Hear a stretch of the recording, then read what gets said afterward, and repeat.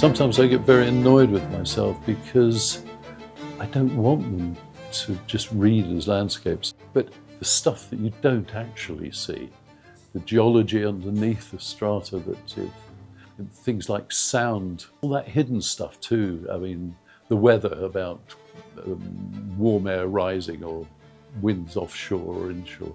You sit in a landscape and you just think of all the phone calls that are flying past through in the landscape about Russian submarines sending out sort of sonar waves or things, and you think there's so much that's disrupting what we normally think of a landscape.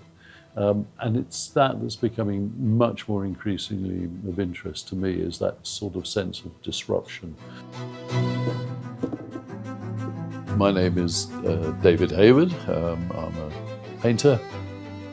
It's knowing what you're doing and not knowing what you're doing at the same time that makes it interesting. I've long ago given up precision. I don't have the patience for it anyway. You need kind of conflict to make things interesting in a painting. You need tension and what have you.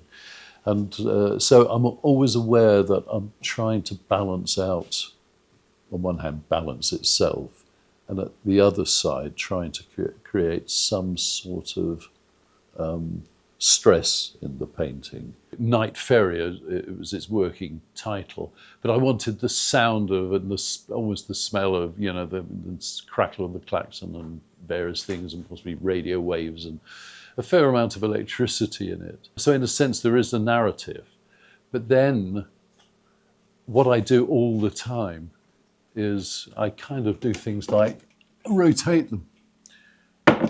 Sometimes just because it's easier to make a mark that might be like that, so for pure technical reasons. But otherwise to see them different. And this one's given me real problems now because I've rotated it. I've completely undermined the sense of it being a seascape or anything like that. It's become far more abstract. One can still read into it, but what I'm looking at now is some of the qualities that I had, but they're no longer ordered in such a way. I've sort of undermined the horizontality by rotating it. It's wax that's heated and then pigment or oil paint is dissolved into it.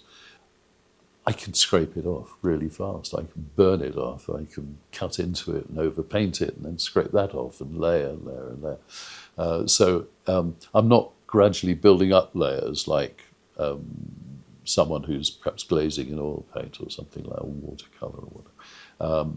I'm laying it on and then scraping it off and putting it on again and that. And you can, you know, it's a sort of recyclable thing. And also it has a physicality that seems to work for me as a painter, but also seems to reflect some of the subjects I use as well, that there's a physicality to that.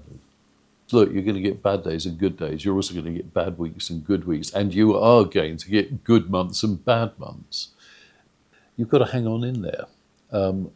And it may be that you have to accept that you're never going to be a great artist, that you're never going to be showing at, you know, Venice Biennale or the Tate or wherever, you know, you're the White Cube.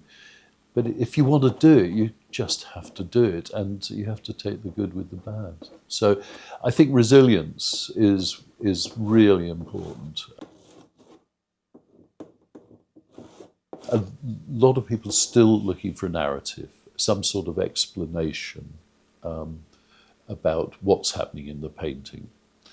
And it becomes more difficult the more abstract it becomes. You know, some painters really want a strong narrative. They want to refer to stories or feelings outside the painting, you know, some sort of thing. I find uncomfortable narrative. I for some reason, don't really need it or want it.